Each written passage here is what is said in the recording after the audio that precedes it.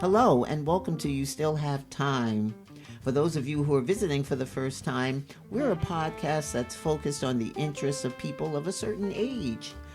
Most of the information we share is probably most useful to people who are 60 and above. But if you're younger than that, stick around because you might find something that's helpful to you too. We're your host. I'm Hope. And I'm Harold. And if you're a returning listener, thank you for coming back. We appreciate your support. And as I said, if you're here for the first time, hang in there and take a listen. Hopefully you'll hear something that will be of value to you. Before we get into our topic for today, which is relocating, just want to make a disclaimer that we've made many times before. We are not experts on any of the topics we talk about. We are just like all of you. These are topics that we think are of interest, and so we do some research and then we share the information that we find. So we're not the experts, but we will tell you what the sources are for our information, and we'll put those in our show notes, which can be found where, Harold? The show notes can be found wherever you listen to the podcast. Just scroll down to the bottom below the transcript, and you'll see a bunch of links to all the resources that we've used to compile the information for this podcast. Okay, so let's get started. Relocating. This is something that Harold and I have begun to have discussions about. I've had both my hips replaced and a knee replaced, so every time I go downstairs in our house and remember that what I need is upstairs, and then I come upstairs and whatever I need is downstairs, it makes you think, how long am I gonna, be able to do it? I already don't want to do it because, this up and down. Even before this podcast started, Harold had to run downstairs to get something and then run back up. Well, not run. No, neither of us is running We're downstairs. walking downstairs and walking back carefully, upstairs. holding on to the banister. Right. But chances are, if you're in our age group, which most of you are, we assume, you know people who have relocated someplace else, after retirement, or you're thinking about it, or they're thinking about it. So we just decided, hey, maybe this would be a topic of interest to you. And as we said, we're learning too. So this is information that hopefully we'll be able to use if we make the decision to relocate. So one of the first things that we've encountered, there are some major reasons, or I guess you could say major reason that people relocate. Some relocate because of weather. In our case, Hope likes the cold weather. I like the hot weather. I don't like snow. I'm starting to get depressed already because I think today's the last day of summer, and I know what comes. I know fall is great. Yay. I know.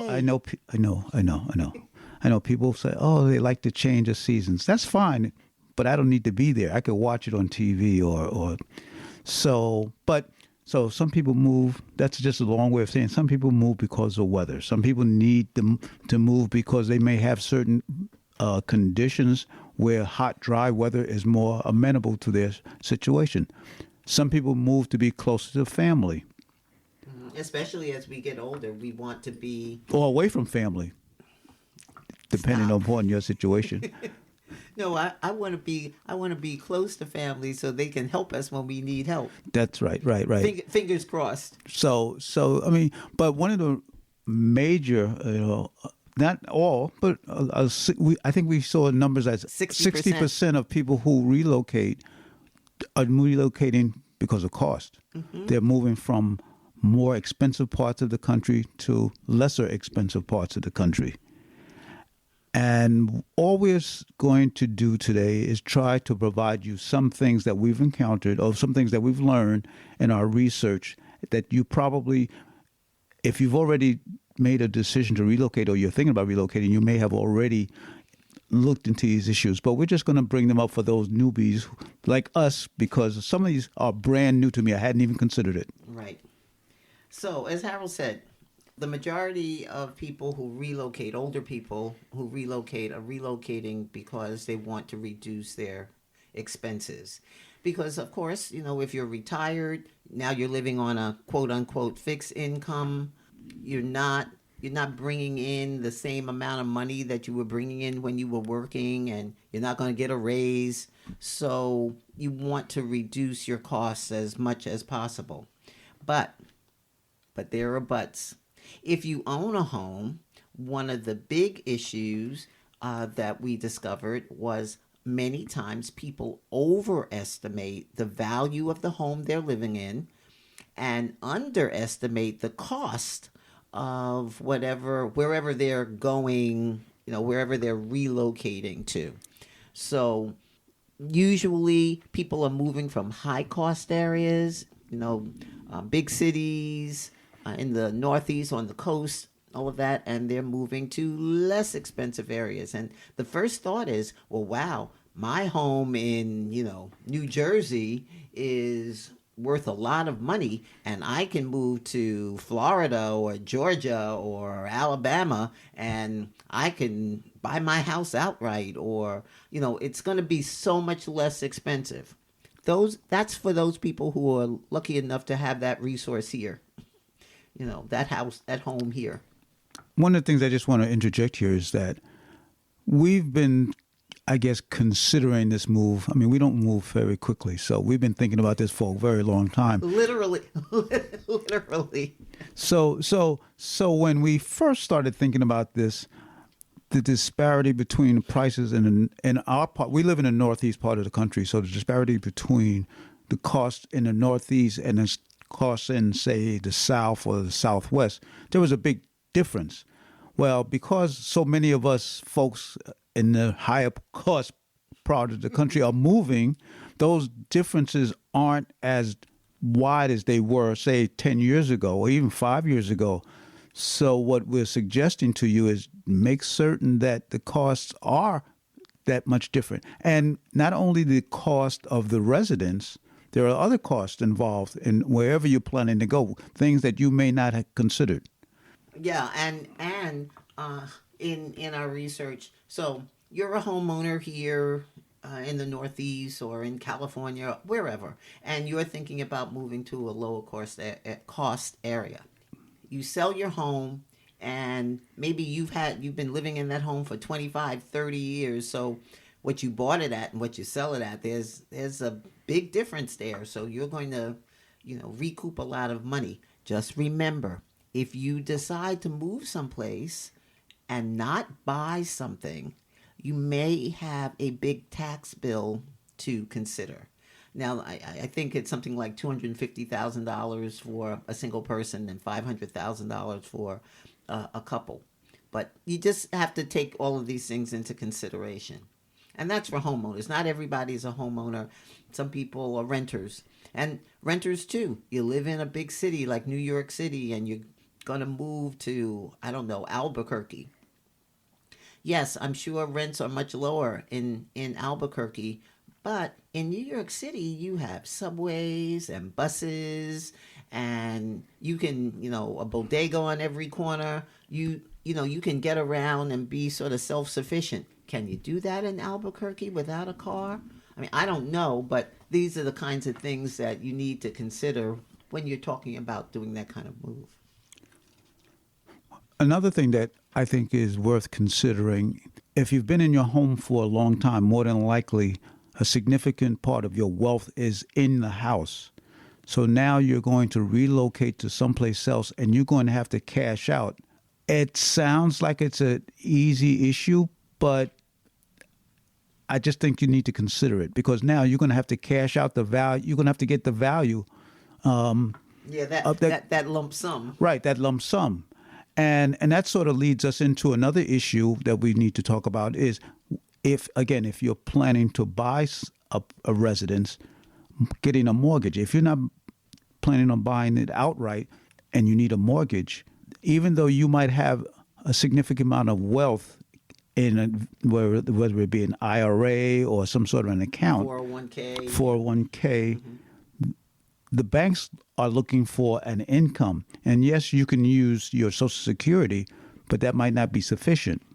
Right. And they have, we read that for 401ks, for example, or different types of investment accounts, they have a formula that they use. So all of that income, while you say, wow, I've got all this money in my 401k, but the bank says that's not income. That's money that you're probably drawing down on every month. So they have a formula that they use to calculate how much of that is they will actually consider income. And sometimes they have to calculate that that money is going to last for the length of whatever the mortgage period is. So it's just stuff that certainly Harold and I never thought about it. Things to consider. Things to consider. Now, some of you may be talking about moving to 55 plus communities, and whether it's in the same general vicinity of where you live now, or you're relocating to a different area of the country, you still have to be vigilant about how you evaluate these communities. You need to look at their fees. You need to look at their reserves. You need to know how often do they increase their maintenance prices. All of those things you have to consider, because it might look really pretty on the brochure, and you go and you take a little tour of it, and it's like, wow, this is really cool. You have a golf course, or you have a gym, and you have the community room and all of that. But those places are costly to begin with, but if they're not well managed, they can be even costlier. So. Right. You don't know about assessments, and HOA fees have to continue to keep pace with the economy. So as taxes in your area go up, so do the HOA fees. Insurance also. And if you're just considering renting somewhere, again, remember that rental costs are not fixed. They do increase. So just make sure that you're taking all of those things into consideration before you make that leap. And Harold, you had read somewhere about people visiting. Right. Well, I mean, certainly, and before the issue you just alluded to, renting, Hope and I have been debating, not really debating, it makes it sound like we've been arguing, but it's considering renting versus owning. Right. What are the specifics? I mean, is it beneficial at this stage of our lives? Maybe we don't want to buy another property. Maybe renting makes sense. Again, it just gives you another option. Now I already forgot what you said. What did you say? No, I was talking about visiting the location. Right. That's critical. A lot. Visit a lot. You really do need to visit wherever you're thinking about it, whether it's in another neighborhood in your town, whether it's another town in your county, or whether it's another state. Go there during different times of year, different times of day, so you really get a chance to see what it's like. Somewhere I read you should even maybe consider renting an Airbnb and staying there for a period of time, so you really get a sense of what it's like to be there. And that's really important if you're moving to some place that you don't have like a strong community there. We're going to talk about that in a minute, about the value of community.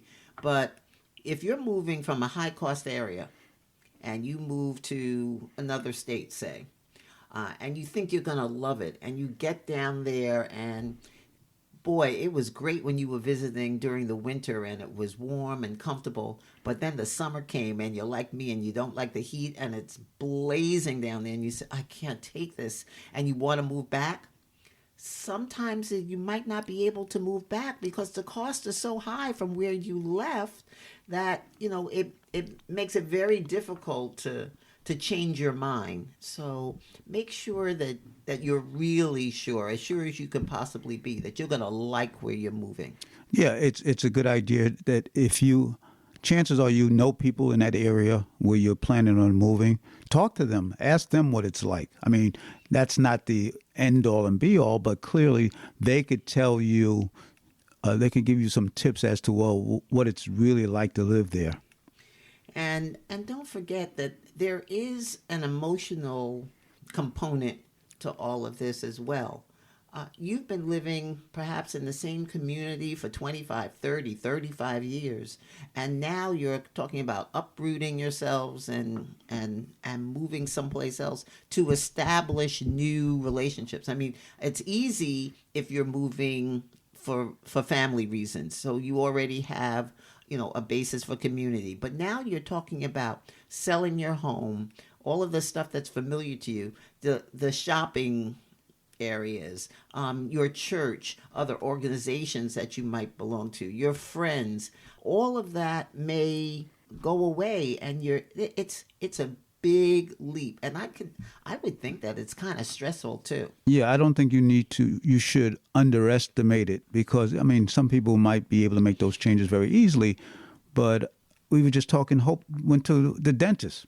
Yes. She just went. Matter of fact, she this just afternoon, just before we started taping, and you get an attachment to you. Well, when you go to the doctors as often as we do, you get a sort of an attachment to your doctors, and yeah, I mean, maybe you don't care. Maybe it's just a doctor is a doctor is a doctor, but if that's not the case, just all we're saying, we're giving you ideas, things to think about, right? That are part and parcel of this relocation. And I know that everybody doesn't have this experience, but I say that people retire so they're able to keep their doctor's appointments, because as you grow older, you find that there's another kind of doctor you have to go to. The eye doctor, the dentist, the cardiologist, the foot doctor, the orthopedist. There's so many different doctors, and you want to be able to trust those professionals. So certainly that leads into another consideration that you have to make. Well, before you even leave that, think about, I'm sure those of you who are listening probably know someone who has relocated to another part of the country and come back home or to go to the doctor. To go to the doctor. Yeah, and so that because it's hard to establish those new relationships, especially if you've been seeing a certain physician for a number of years and you've established trust. You trust them. Just think about those things, because you may move to another part of the country where you don't have access to as many medical choices. Right. Right? If you live in a big city, for example, you may have, like major hospital systems there. But if you move to a quieter area, which has its own benefits, surely, but, you might be a half an hour from a hospital. Easily. We know people who had to go more than a half an hour for a specialist, because not every town might have the specialist that you need. Yeah, so those are all the kinds of things to consider. What else do we want to talk about, Harold? Well, did we talk? Harold and I, yes, we've been talking about, what our next move will be, because if we're fortunate enough to live another 10, 15, I hope we're going to live more than 10 years. Well, me too, but I'm saying. I start spending the money down now. Kids are going to be very upset. Yeah, well. But they're not listening to it. We're being silly today. But, if we're, hopefully we'll live another 20 years, maybe 30. I don't know. And people are living longer and longer and longer and longer. But if 30 years from now, if I'm still around, I doubt that I'm going to be, going up and down these stairs. And unless Harold is in such great shape that he's going to carry me up and down. You get a chairlift. Yeah, chairlift. That's an option. Right. That's an option. If we want to stay where we are, we can get the chairlift and bring us up and down. But we're just saying, think about all of these things. Did we talk? We didn't. Now, we have focused on folks moving or relocating within the U.S., but of course, I'm sure many of you, well, I shouldn't say many, but I'm sure some of you have considered moving to other countries, which I'm going to say this during this time, that might sound like a good idea. Well. But I don't want to go there. We're not going there. Okay. And we're not moving to another country either. I mean, a long visit would be nice to certain countries, but not a permanent move. But, everybody's talking about, I guess, the hot country right now is Portugal. It used to be Mexico, Costa Rica, all of these places. And some of these countries are actually offering incentives to attract people there. A lot of times it's not the senior population that they're looking to attract, but there are some who are, Right. So what we found is that, yeah, there are incentives, but usually you're right. They're looking for a younger population where they'll actually provide a stipend. But they've also have a lot of programs that are particularly geared to older citizens, older expats, and check out the country that you plan in and see what kind of incentive. Well, they're not really giving incentives, but I think that they've lessened. They make it easier. They've made it easier to get citizenship. Usually, they have some requirements. They have a tenure requirement. Usually, you have to stay a certain amount of time. Mm-hmm. They have an income requirement. You have to show proof of income. They usually do a background check. They don't want you to be a criminal. They don't want you to be a drain economically. Correct. But again, you need to do your homework because you want to know what are the tax implications. Am I going to need to pay taxes both in the U.S. and in this country where I'm going to? What about my Medicare? Can I get my Medicare? Can I get my Social Security? These are all these issues that you need to investigate. By the way, in Social Security, every place in the world except for 2 countries will allow you to collect your Social Security while there. And I bet you can't guess what those 2 countries are. North Korea and Cuba. But anyway, so if you're not going to those 2 countries, you don't have to worry about your Social Security. Right. And especially if you're moving to a country where you don't speak the language. Oh. You really want to be mindful of how you're going to. Harold mentioned that you should, I guess, try to locate expat communities in those countries and get to know folks there and find out what it's really like living there and how people handle their healthcare needs. Are they traveling back to the United States for certain things? Is the healthcare in that country? I know I've seen stories about people traveling to Turkey for certain, operations and other procedures because it's so much cheaper. Maybe that might be the case in the country that you're considering. Right. Yeah, that's something that I did find that in a number of the countries that we looked at that are very the top 10 most sought after countries to visit. Most of them do require some sort of medical plan, but the medical costs are so much different. They are significantly lower. Is it the same quality of medical care? I don't know. But these are all things just to consider. Yeah. So certainly there are a lot of benefits to relocating.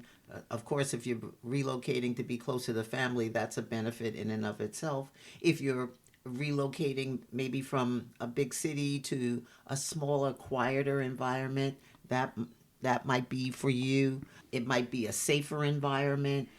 Of course, if you're moving from, owning your own home and all of the responsibilities of home ownership, and you're moving someplace where you don't have that requirement, and that whether that's in another state or in another town, within your same state, or another country.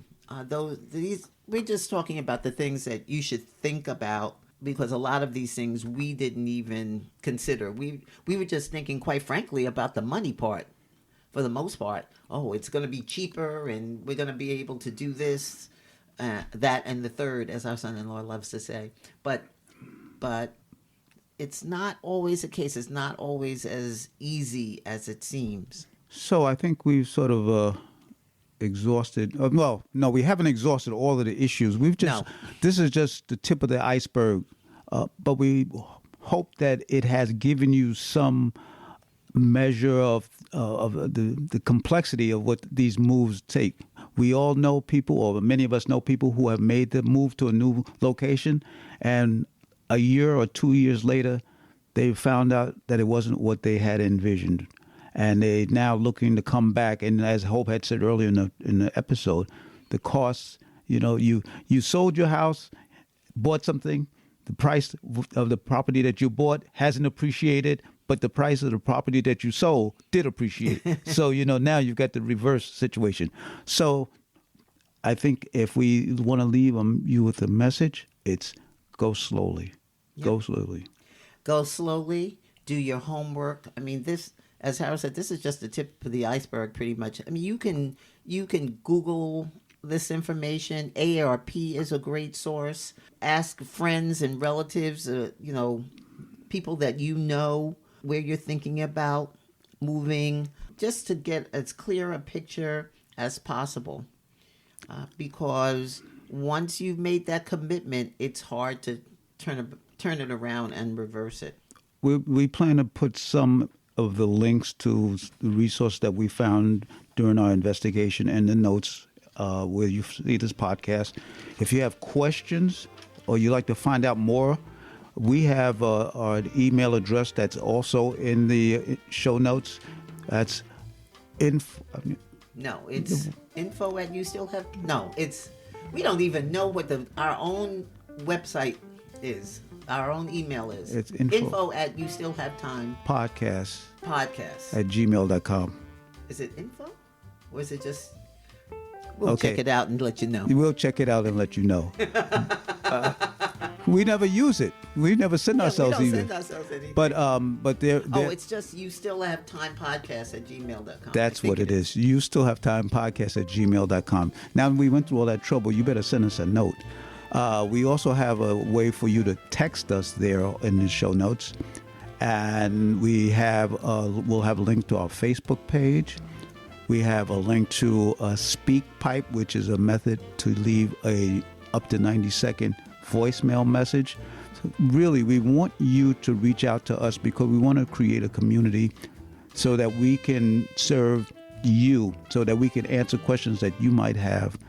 Right, and maybe you thought of stuff that we haven't thought of to talk about. We want show ideas from you because, it's just Harold in my brains. and they're old.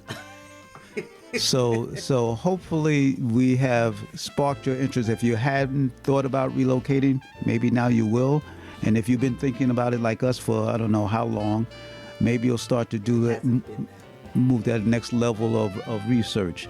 So with that, I think we're done. Yeah. Okay, so what do we always say, Hope? You still have time. Thanks for joining us. Look forward to your next episode. See you soon. Bye-bye. Bye-bye.